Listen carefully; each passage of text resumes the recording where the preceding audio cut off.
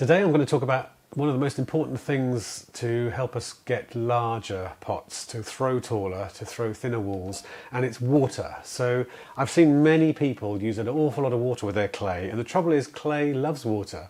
It's very thirsty. This is stoneware, but porcelain's even worse. It'll take on as much water as you give it and more, to the point where it just gets very floppy and it won't go any higher. So the more water you give your clay, the less strong it is. So conversely, the drier we can keep it, the taller we can get, because the stronger it'll be. And we know that because if you take a piece of clay and take it out of the bag, quite often it's quite wet straight out of a bag. And if you lay it on a plaster bat, it will dry out, leave it for a few minutes, and it becomes a lot stiffer. A bit more difficult to wedge, to knead, but on the other hand, you'll find that it'll throw much higher because it's drier. However, if you keep on adding water during the throwing process to the point where your splash pan is full of mud and water,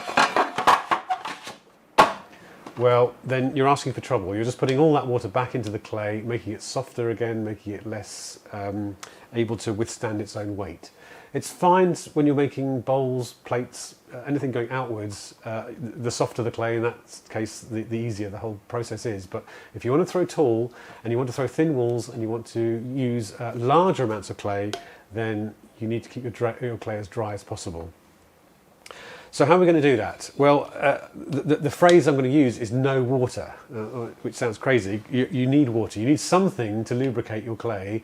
But you need to use as little lubrication as you can possibly get away with, and the way we're going to do that is to use slip instead of water. Slip is just wet clay. Slip's got the advantage of being much stickier than water, so it will stick to the surface of the clay much better than water will. So instead of having to scoop water out of your water pot onto the clay, hoping some of it will stick around enough to give it lubrication, slip will stay on the clay, we'll use it up for a few minutes, then we'll take it off our hands because it builds up on our hands, put it back on the clay, the same slip back on the clay, and keep on doing that over and over again until the slip itself becomes too dry, at which case at which point we might need some more water. But just to demonstrate, I've got a kilo of stoneware here. I'm going to start just centering it up. This is the technique. Here's my water pot. There we are. I'm going to, instead of grabbing water from my pot and putting it onto my clay, I'm going to dip my hand in the pot. Let me show you up here so you can see it better. Oops. Dip my hand in the pot, let the water fall off. It drips off like that. Put the other hand in, let it drip off like that. So I'm wetting my hands. I'm not wetting the clay, I'm wetting my hands. And now if I turn the wheel, switch the wheel on, turn the wheel, and I lay my wet hands on the clay, after a couple of revolutions, the clay is shiny and wet. Now, in just talking like that, I've already got my hands have dried up a bit. So I'm going to put my hands in the water again, just drip, let it drip, just wet hands, lay it on the clay, and the whole surface of the clay becomes wet enough to throw. Now notice that this part of my wheel head is dry. The last, the edge 3 inches or so, 4 inches is dry. This is all wet. But there's no water going into my splash pan. In fact, hopefully it'll just be able to catch splashes rather than catch deluges of water coming off the clay. Now you do need to water to start with, because what we're trying to do is that. Can you see I'm building up a slip on my hand? Now at the moment that's quite a thin layer of slip. It's not really enough to do much with. But after a little while, if I start centering my clay, we'll have many more videos in future dealing with centering and kneading and all the good things we need to be able to do to make taller pots, bigger pots. But right now I'm just centering my clay. I'm trying to go as little as possible to the source of my water. All I'm doing is relying on the slip that I've got on my hands, which is now building up nicely. So look, I've got a nice layer of slip building up. Here it is, to the point where I can start taking it off my hands like this, just about. There's not quite enough yet, just about, and then take it from my fingers, in between my fingers, and get a lovely little lump like that. That, if I just put that on there, look how it sticks. It stays on the clay. And yes, it's wet. It's giving us a nice amount of moisture to lubricate the clay.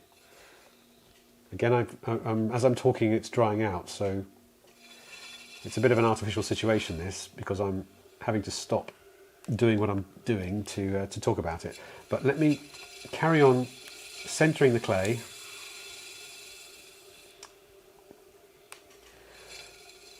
Again, notice how little I'm going to the water, hardly at all.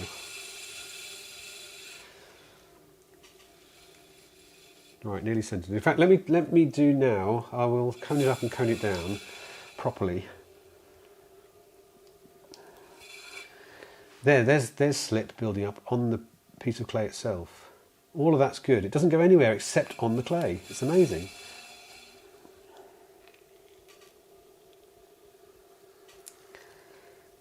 Pressing it down. And there's all my slip. Look at that now. That's wonderful stuff.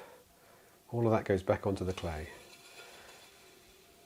Now, as you do throw or you're centering, you can feel dry bits appearing because you are exposing, when you're centering, especially if you're coning up and coning down, you're exposing clay from the inside to the outside. And in doing that, of course, you're exposing dry clay to the outside, and that clay hasn't been moistened yet. So you'll very quickly run out of enough slip, and you'll need to make some more. But what we're not doing, as I keep saying, is pouring water onto my clay. Look, this is all still dry here. One great advantage of doing this is the cleanup at the end is so much quicker. I mean, if you run a communal studio, for example, if you can get all your students doing this, the cleanup time will be reduced amazingly. So much less mess. So that will do for that. Now let's throw a cylinder using slip. So I've got enough slip on my hands now building up. So I'm not washing my hands off, and I'm not dipping my hands in the water and taking all that clay off. This is wonderful stuff. In fact, all of this is the finest particles coming off the surface of the clay. Look at all that. And we want to keep that. So at the end, I'm not going to put this in my water. I'm going to keep a pile of this stuff and keep it for recycling. So when I recycle this clay, all of that very fine particulates stuff will go back into the clay, and it'll stop it getting too short. It'll stop it getting too dry. So I'll just go into the clay here. Again, I'm not going to teach how I do all this yet. This is all just about using slip instead of water. Opening out. I'll just compress the bottom. So look, again, no water inside. It's just dry in there now. It's just, well, it's moist clay in there rather than wet slip. So this clay really is not getting as much water as it would like, and that's great because I am getting as much water as I need to make it lubricated enough. So let's carry on throwing this cylinder.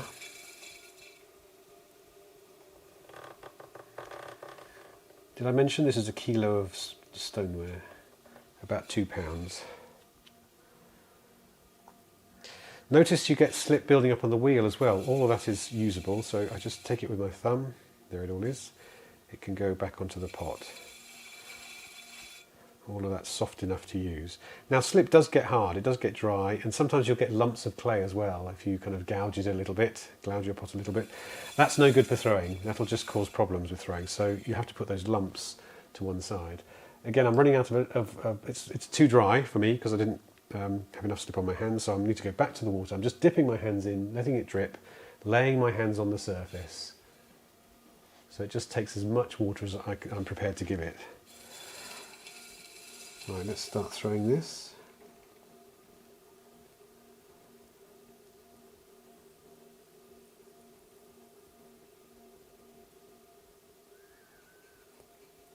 In doing that, I happen to use my thumb to do the throwing on the outside. It catches a lot of the slip on the surface. There it all is.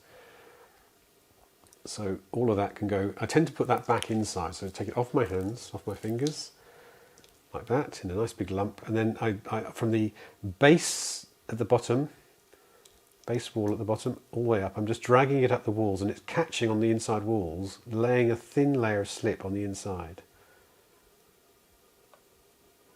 Now at this point, I don't have enough, I've got no slip left, I've got to make some more, so I have to go back with my hands in the water, letting it drip, lay my hands on the surface. I'll just compress that rim a little bit. Waggle my hands up and down the surface so it's completely wet, but not soaking. And I can go in for my next, let's just collar it in a bit, just go in for my next pull.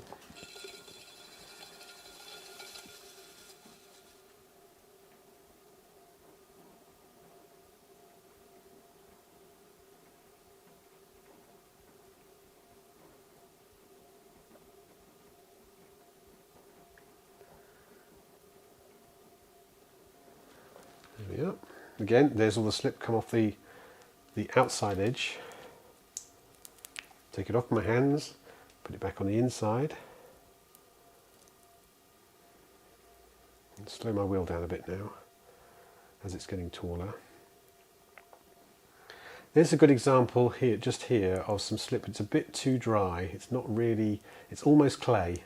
And I don't want to put that on my pot as a lubricant. It's just, it would cause too much damage. As the walls get thinner, then any lump on the surface like that would damage the walls. So I'll avoid that. Take some slip off the wheel. Again, a little too dry, so let's put some more water on the outside. Coning in a little.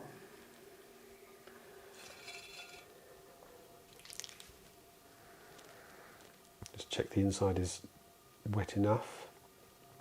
I find as long as the outside is watery wet, the inside can be quite a lot drier. Third pull now.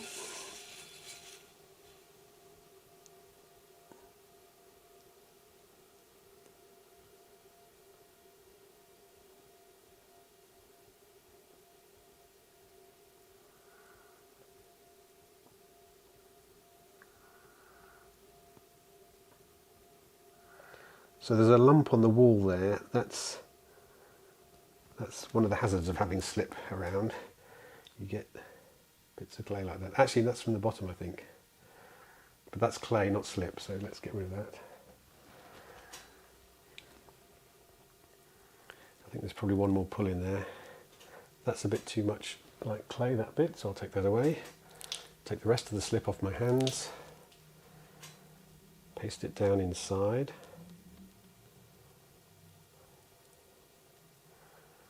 I realised I forgot to put my glasses on, so I'm doing this kind of half blind.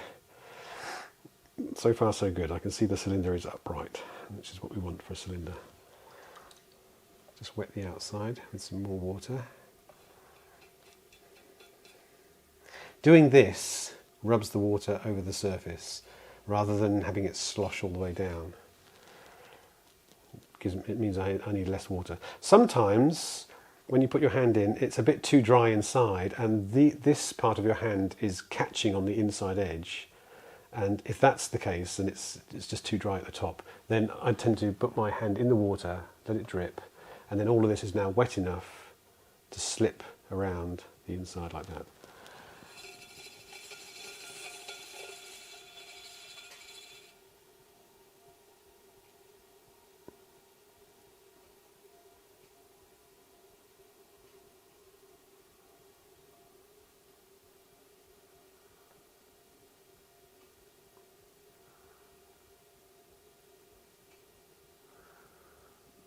I can see the clay starting to complain now.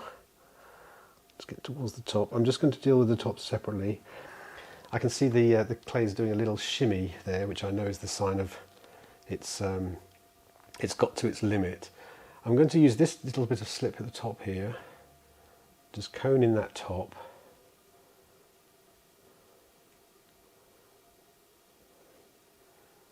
Pick that little bit up.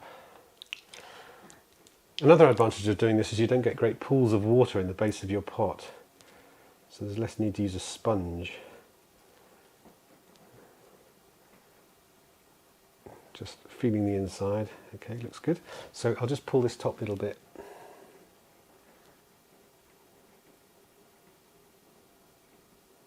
But I'm hoping you're noticing how few times I go to the water pot.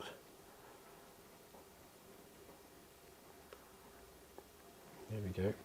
Now there's a lot of slip on there, probably more than you would have if you were just using water. So it's quite important to take it all off. It's not a decorative feature at this point, it's just a means of getting the cylinder as tall as it can go. So I'll just use a rib and my fingers inside, because there's slip inside and out. Just press the walls against that rib and you'll see a lot of slip coming off in a second. I can see it, but you can't yet.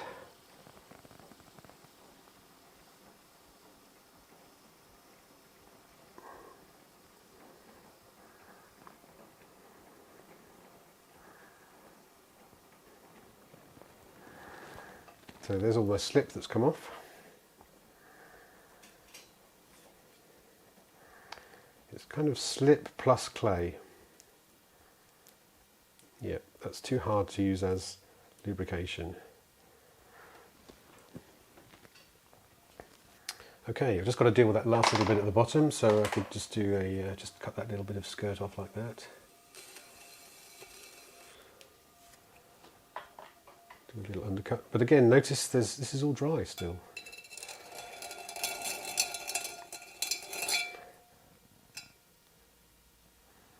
I've got very little water, if any, in my splash pan. I'll show you that in a second. Just clean all that up.